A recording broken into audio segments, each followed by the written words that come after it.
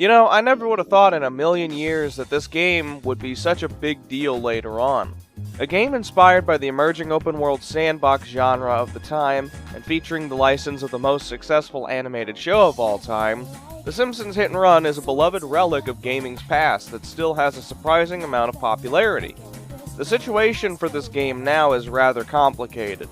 The rights seem to be lost in a shuffle between Vivendi, Activision, and Electronic Arts, along with Gracie Films, Disney, Fox, and all of the other companies that are involved in The Simpsons. Despite being out of print for years and thus only being playable by second-hand copies or by pirating it, people still speedrun, mod, and cover this game online, with many hoping to finally see the legal situation wrap up so that we can finally get a remaster. What's got everyone so hooked with this game? Well, let's take a look at it. The Simpsons Hit and Run combines the style and humor of The Simpsons with the sandbox vehicle gameplay of Grand Theft Auto, simplified and combined into a concise package. One day Homer's just sitting on the couch watching TV when he sees an ad for the brand new, improved Buzz Cola. This one isn't poisonous to anybody that we know of. The first level begins as he goes to the store to get some of the stuff in the tutorial mission. When he gets back, he has an interesting day to say the least. He has to race Principal Skinner to the school to give Lisa her science project, help Flanders get the stuff that was borrowed by Homer, buy Barney's Plow King to smash up Smithers' limo, awkwardly platform a bit to destroy a bunch of power couplings so that the cameras in his workstation can't catch him napping on the job, follow a black van that's spying on him, then get sidetracked by having to help Marge go on a psychotic rampage against Bone Storm 2, since I guess violent video games cause violence, but actually committing violence is okay. And then finally, he races Smithers to Burns' mansion to accuse Burns of spying on people. Black vans? Aren't they connected with some sort of pizziola concern? What? Wait, they were pizza vans? Really? Okay, sure. There's also these mysterious WASP cameras floating around town, seemingly spying on everyone and everything. What are they here for? Oh, you'll find out. The second level starts as usual with Bart skipping school. Nothing out of the ordinary here. He's got to drive to the Try and Save to hopefully get the new Bone Storm game, but Skinner's here, and he's pissed! Bart gets away from him, but alas, no murder simulators for him today. Gee, I wonder why. If only kids would play more video games about sharing. Bart asks Kearney about hunting down a copy of the game, but instead he's encouraged to get into the shady, illegal fireworks trend. So Bart drives around downtown to get fireworks from all the shady characters he can find. But after getting Wiggum's stash from Ralph, the chief is on the hunt. You're looking at 5 life sentences of community service. This is bad, this is bad, this is bad. But Bart gets away in the end. Now let's help out the comic book guy who needs to complain on the internet about a movie before another nerd can complain about it. Quick, to the Fatmobile! Surprisingly difficult, actually. Sadly, the comic book guy doesn't have... Professor Frink posted a message on my news group, alt.furryanimals.fanfiction.net. Frink has the last copies. Frink is using them to power Truckosaurus, asking Bart to hunt down a World War II radio and a satellite. Fetch quests ensue as Bart has to race Snake to get the radio and help Cletus, the inbred gutter trash hillbilly, collect roadkill to get the satellite. Aw man, Apu is here. And he's pissed! Now that we have these, Frank needs a blender. I guess going to a store to just buy one isn't exactly an option, so Bart goes to Dr. Nick. Nick, being the delusional, inept alcoholic he is, he's been torturing a bunch of monkeys, and Bart has to hunt him down, but not before buying Homer's Mr. Plow. Jolly music and tedium from more awkward platforming ensues, and now it seems we're ready. Wait, Frank wants me to murder cell phone users to ensure he can still control Truckosaurus? Well, if you insist. Now we're ready to enjoy some real fun, but Bart vanishes in a mysterious green light. Man, I wanted to see a murderous rampage. Can I just mention that the show never actually established that Frank invented Truckosaurus? Who cares? The third level is then all about Lisa investigating Bart's disappearance, as the story finally gets going a little bit. Comic book guy needs to race another nerd before then pointing her towards the arcade. Milhouse leads her on a wild goose chase to no avail, because I guess trolling the girl you have a crush on is the appropriate course of action when her brother, who is also supposed to be your best friend, has disappeared.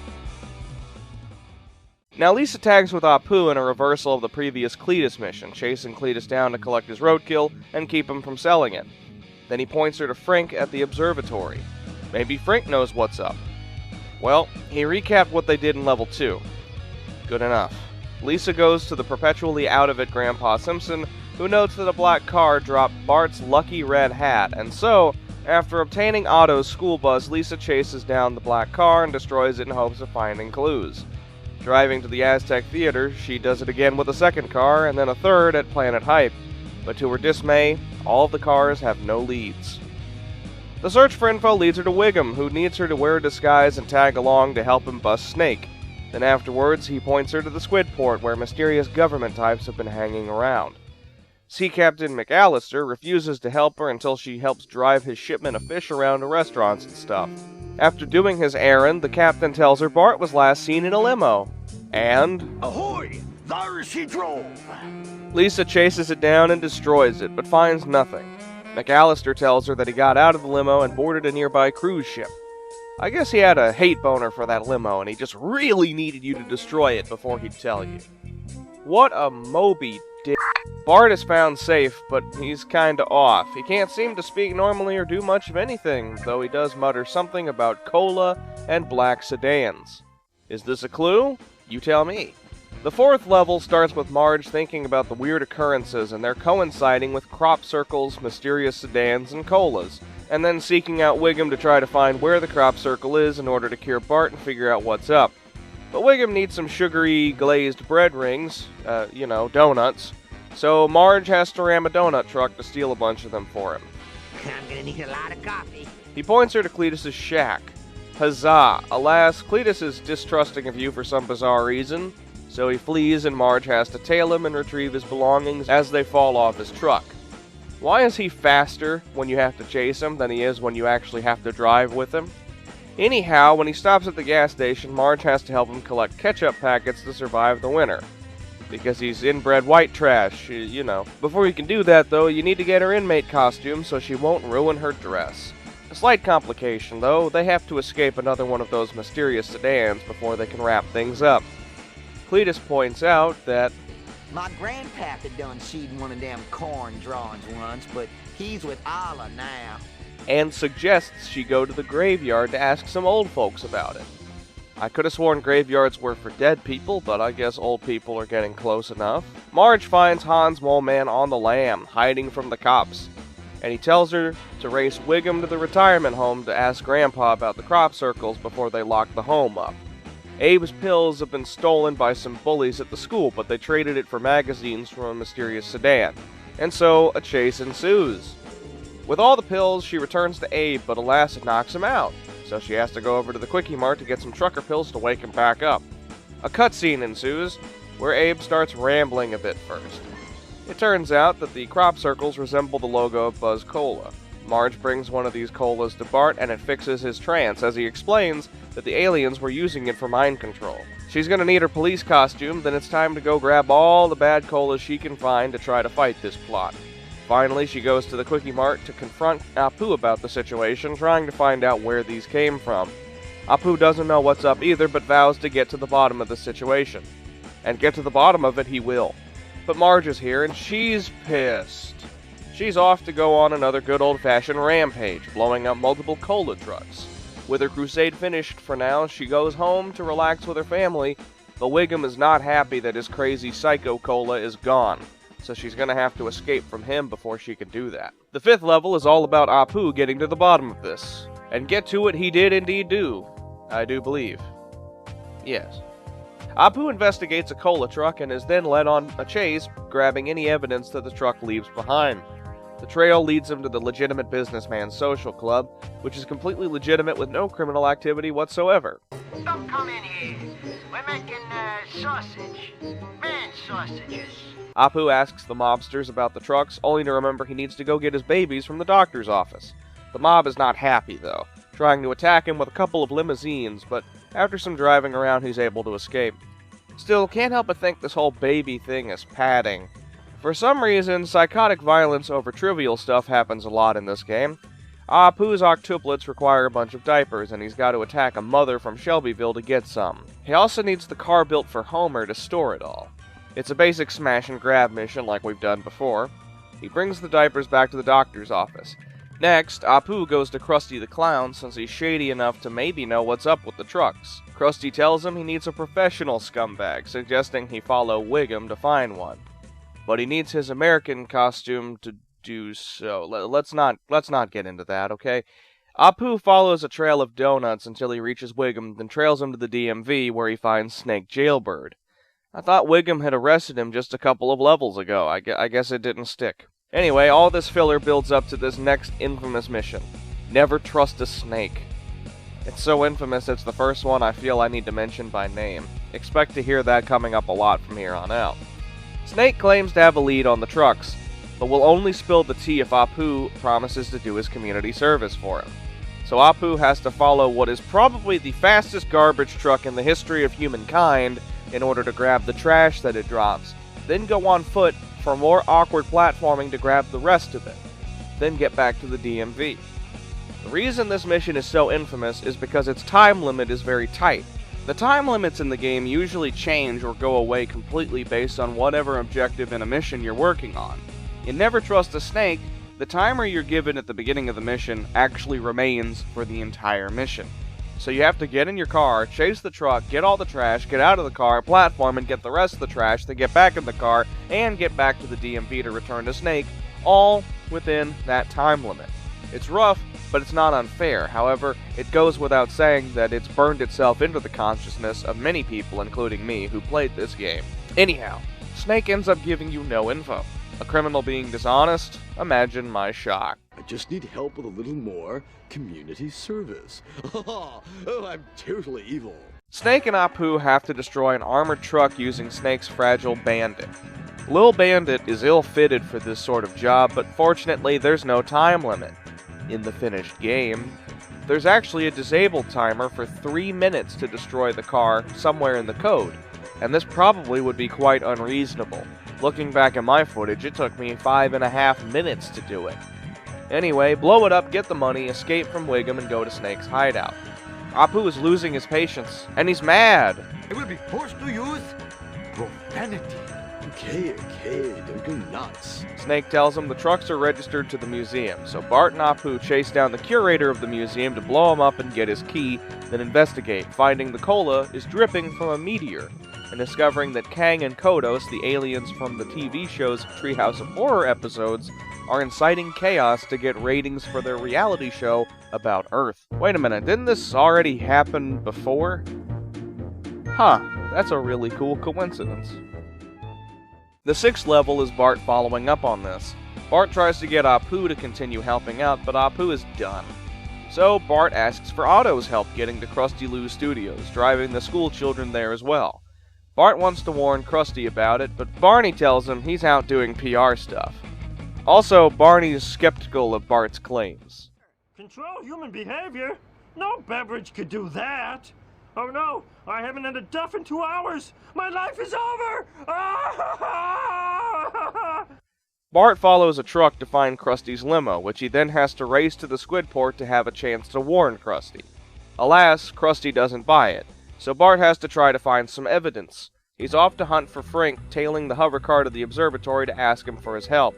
Frink is oddly willing to go along with this pretty much immediately, having gotten a transmission that the lasers are hidden in the duff trucks. Blimey, the plot is convoluted now. Get to the brewery, smash and destroy, then back again to get a laser to use as evidence.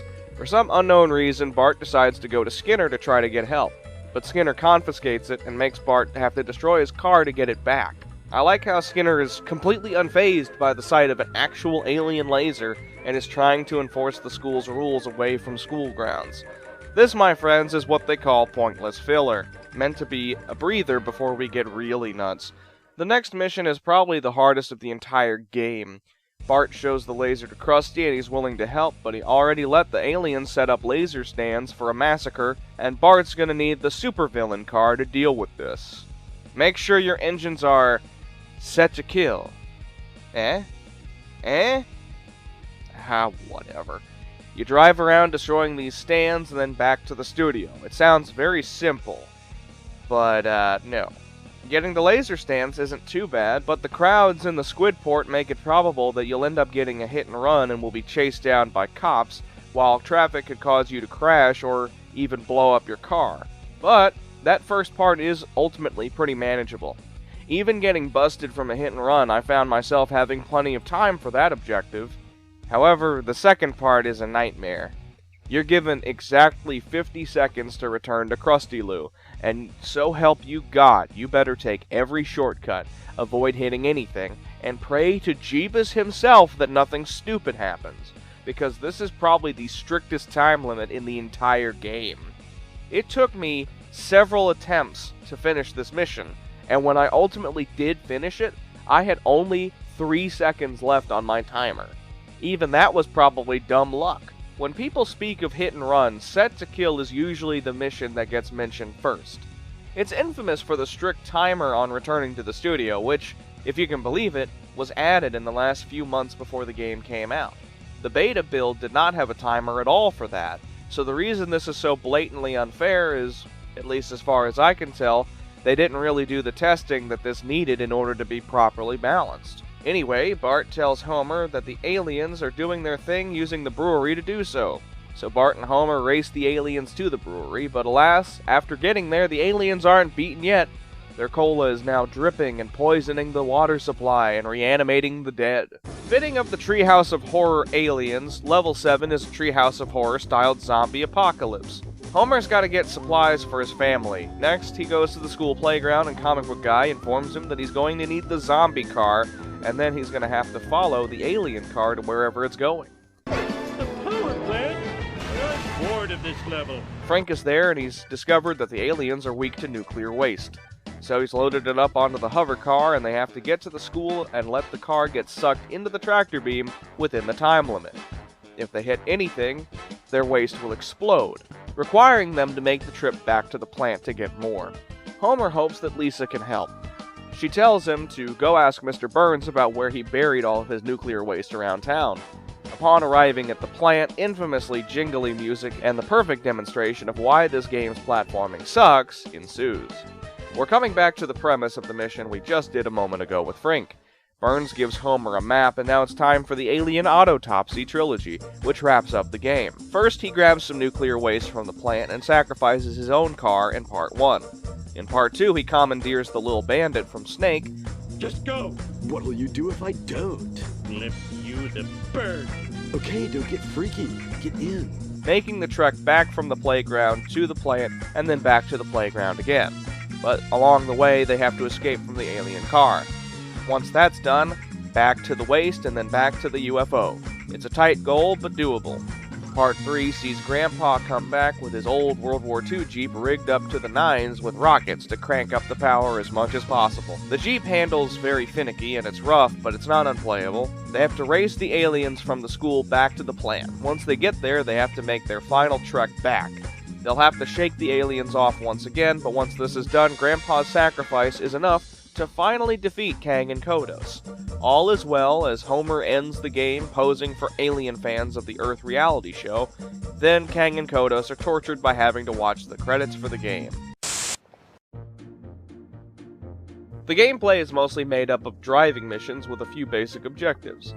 You race, collect items, destroy enemy cars, occasionally platform, tail vehicles, or try to escape from a pursuer, and that's about it. On the side, you can win each level's 3 races to unlock a new car, and there's also a bonus mission where you can help one Springfielder, like Cletus or Skinner, in each level to unlock another bonus car. Snake and Smithers' cars are easily the best ones, the other ones are pretty forgettable, but who doesn't love driving an AMC Gremlin or a World War II Jeep? The objectives are enjoyable, but the missions boil down to that same handful of different tasks, repeated over and over. One of my gripes with the game is the fact that it frequently stops you and demands that you fork over a certain amount of coins to buy cars or costumes for one mission. These paywalls are tedious and a low point of the game for me, but I've played the game so much that I already knew about it going in and I got most of the grinding knocked out early. I think the real trademark, though, of The Simpsons Hit and Run is its infamously erratic and occasionally sadistic difficulty. This and the paywalling seems to have been done strictly to make the game last longer. Keep in mind, Hit and Run came out in a time when short games were beginning to go away as critics would pan them more and more for not being long enough, and the move to the more modern, never-ending game was beginning to take place. Hit and Run's difficulty is all over the place. Level 1 stays consistently easy in the main missions, but for some reason Cletus's bonus mission is unusually tough and strict with its time limits, something that's going to become a constant later on. Level 2 follows the previous level's example, though racing the nerd in Vox Nerduli is actually surprisingly difficult. It's not game-breaking by any means, but it was actually the first mission that I had to retry, and that's only the third mission of that level. The rest of Level 2 is fine, but the final mission, Monkey See, Monkey Do, does seem to be considered annoying by other people. Level 3 is mostly smooth sailing, and if anything, it's a drop in difficulty, except for Wiggum's mission, Slithery Sleuthing, a tailing mission where if you mess up more or less just once, Snake's gonna escape and you'll probably fail. The ludicrous precision this one seems to expect from you is very out of place here. It's not that difficult, but it'll definitely throw you off a little bit. Level 4 is where things really start to pick up. I managed to fail the first attempt of Comic Book Guy's bonus mission, Beached Love, along with Redneck Roundup, where Cletus's pickup truck, the hilariously terrible bonus vehicle from Level 1, is suddenly the fastest vehicle ever made. Damn cheat codes. The next mission's not that bad, and the mission after that, Return of the Nearly Dead, is a pointlessly easy race to the retirement castle that takes only 40 seconds. After that, Cola Wars follows in Monkey See, Monkey Do's footsteps, and to me is just pretty pointless. The difficulty spiked in Redneck Roundup, and then it just immediately dropped afterwards, and Level 4 just kinda flattens in a dull, not very difficult place at all, outside of maybe ketchup logic. Level 5 then gets really nasty when it comes to this. Incriminating Caffeine took me a couple of tries, then the difficulty drops back down again until Never Trust a Snake, which is the 5th mission. This one's infamous for being an unholy combination of following an uncannily fast dump truck, platforming around for trash, and then getting back to Snake in a tight time span. Then you have a couple of average missions, though Quick Cash right after Never Trust a Snake had a time limit that was completely removed. If that time limit had actually remained, Quick Cash would be much more infamous. Level 6 and 7 similarly follow the trend. The bonus missions are surprisingly more difficult than expected, while infamous missions like Alien Autopsy Part 3 from Level 7 and Set to Kill from 6 spike things to legendary degrees. In missions like these, the time limits are so strict that it often only takes crashing once or twice to completely ruin the attempt. Minor errors were all it took to mess up, and yet it was only on the second half of the mission. As long as you don't lollygag around or blow up your car, the first half should go by fairly smoothly, but then you get smacked hard later on. Level 7's Pocket Protector and the Alien Autopsy Trilogy also push the game towards this trial and error perfectionist standard. Hit anything too hard and your nuclear barrel will explode, requiring you to go all the way back to the power plant for more. Paradoxically, these missions are also able to punish you for doing too well. If you blow up the waste when you're too far away from the plant, there's no way you're going to make it back to the plant in time to try to get another barrel to try again. And that's with the timer resetting whenever you do that. On top of that, the escape timer for Alien Autopsy Part 3 is always the same no matter where you actually are on the map when you lose the aliens. Meaning that if you get too far away from the school when you try to escape, you're going to be punished by not being able to make it in time. It's nuts that this is how it goes in some missions. It seems like the development team sometimes were trying too hard to push difficulty by throwing in strict timers. It is notable that the beta version of Set to Kill doesn't have the timer that makes the mission so tough, so that timer wasn't even properly tested. Perhaps one of the biggest problems this game has in general is just poor scripting of time limits. The paywalls and the difficulty spikes are bound to make this a very difficult and unpleasant game for some newer players, but I'm always going to enjoy the game. I played it a ton as a kid and I've loved it ever since. But be warned going in that this game does have its hang-ups, and in spite of all the fake longevity, it's short. My run took just under 4.5 hours to complete, but I can't possibly hate this game. It's a sentimental thing for me. Let me end the video with a concise set of points on why you might like or dislike the game. Pros. The humor is funny and it's right out of the show, down to having the voice actors. Oh, it sucked! Sorry, Bud. I can't serve booze to a minor. It ain't right. I'm here to buy fireworks. Oh, hell yeah. There's tons of references to famous and obscure stuff alike from The Simpsons. They even have a billboard for Lionel Hutz's legal practice, Hutz being a character that was retired in the late 90s after his actor, Phil Hartman, was murdered. Another example of this is how the downtown map of Level 2 and Level 5 includes a monorail, like in the famous Marge vs. the Monorail from Season 4. This whole game is a love letter to the golden age of The Simpsons, and as a fan of that era, I adore that. The gameplay is simple but enjoyable, as the driving overall feels satisfying. The music is fantastic. Songs from the game have been playing all throughout this video, and they're all pretty wonderful, from Frantic Bluegrass for Cletus's theme, to a Star Trek knockoff for Comic Book Guy's theme, several rocking tracks, the amazingly catchy phone booth music. It's fantastic. Cons. The humor does get repetitive as the one-liners end up being repeated ad nauseum. What's funny the first time probably won't be the 100th time. The missions are similarly repetitive, as a handful of objectives are mashed together to produce the game's 49 main story missions and all of its side content. While enjoyable enough, I can easily see it getting old for others. As I said, it's very repetitive. The difficulty problems make for an inconsistent, somewhat unsatisfying experience at times, as one mission will be a complete joke and the next will make you want to destroy your TV. The grind paywalls make the game stall frequently, even if you have the required item already when you go to start the mission. If you already have the item but it's not equipped, because you either have to go to a phone booth to spawn the car or you need to put on the costume, the game will always pop up with a text box telling you what you need to do. Ultimately, it's unnecessary as well. I didn't really test this, but it seems that at least in the missions where you have to buy a specific car, you can use any car you want, as long as you go to a phone booth and change the vehicle.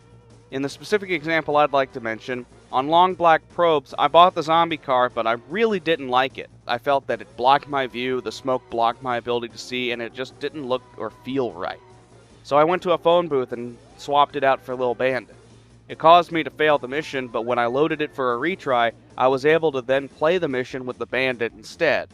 Basically, if I need to own something, make me absolutely have to use it so it's not completely pointless.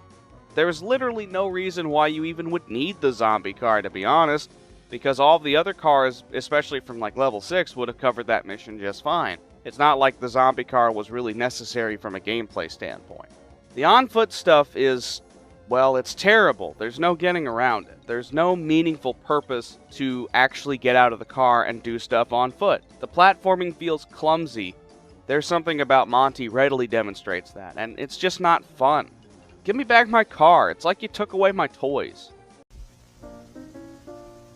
Overall, Hit and Run is a mixed bag. Your opinion on it is probably ultimately going to depend on how nostalgic or patient you are regarding its more old-fashioned, somewhat outdated style. If you're willing to put up with it, you'll enjoy a nice, if short, trip down memory lane, but otherwise this game may not be for you.